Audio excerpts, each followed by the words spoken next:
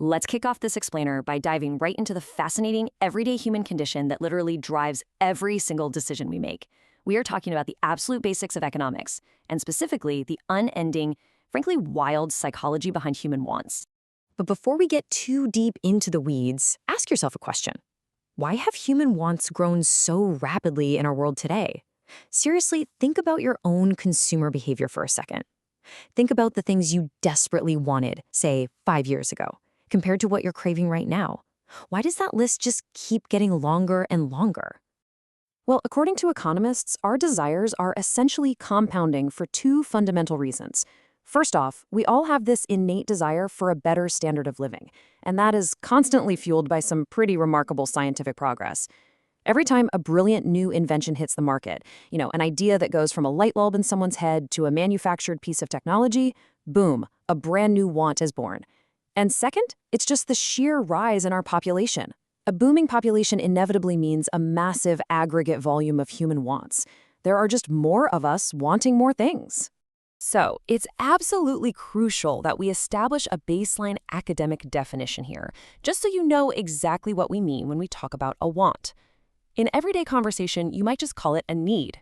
But in economics, a want specifically denotes a feeling of a lack of satisfaction. It is that very specific nagging feeling of lacking something that pushes an individual to go out and try to satisfy it.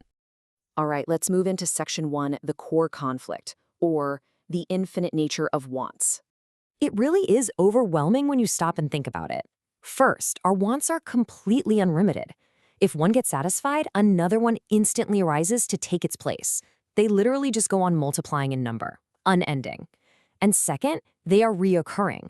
Some wants, like your daily cup of coffee or your next meal, happen again and again on a loop, while others might just pop up occasionally. Which brings us to section 2. The variables, and why our wants evolve. So what actually are the variables that shape what we want? The first big one is age. Our wants and what it takes to actually satisfy them differ drastically as we grow. A young boy's primary want might be a simple toy, right? But fast forward a few years, and that same individual's want is completely evolved into, say, a motorcycle. And this evolution doesn't just stop. It continues throughout our entire lives.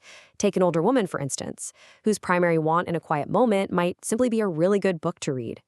The core feeling of a lack of satisfaction is exactly the same as the young boy's, but the physical object of desire has completely shifted based on her chronological age.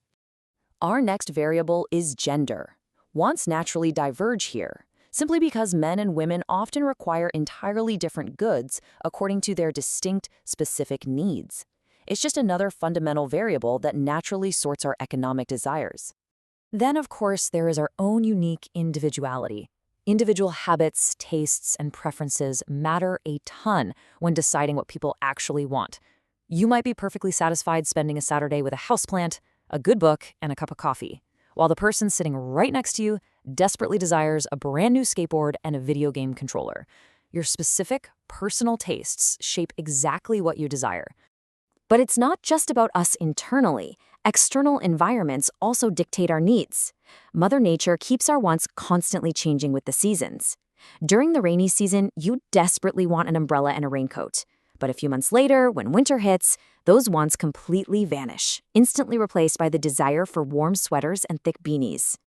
The final variable on our list is culture. Just think about what you are craving for dinner tonight.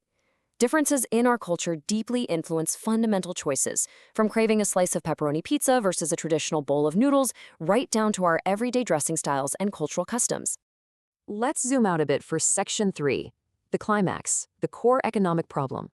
When you step back and look at all of these ever-changing, unending variables, you inevitably find friction. And to understand this friction, we look to the economist Lionel Robbins. Back in 1932, he gave us what's widely considered the most popular scarcity-oriented definition of economics. He wrote, "Economics is a science which studies human behavior as a relationship between ends and scarce means which have alternative uses." It is such a powerful statement about the core friction between what we want and what we actually have. Let's break that famous definition down for a second and connect it back to everything we just went over. Our ends, meaning those recurring, cultural, seasonal wants, are entirely unlimited. But our means to satisfy them, like the cash in our wallets, are comparatively limited. They're scarce. So how do we cope? Well, wants are gradable, based on priority. Because our limited means have alternative uses, we are essentially forced to prioritize our desires and make some really hard economic choices every single day.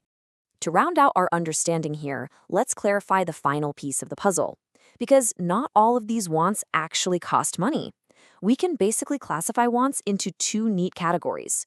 On one side, we have economic wants, where a monetary transaction is involved and you literally have to pay a price. Think food or medicines.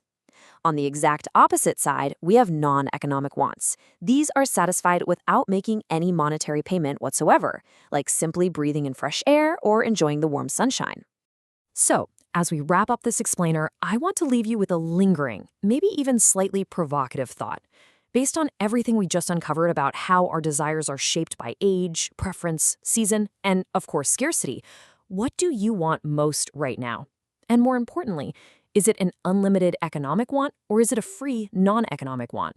Take a moment today to really look at and classify your own desires. It might just change how you see your own choices.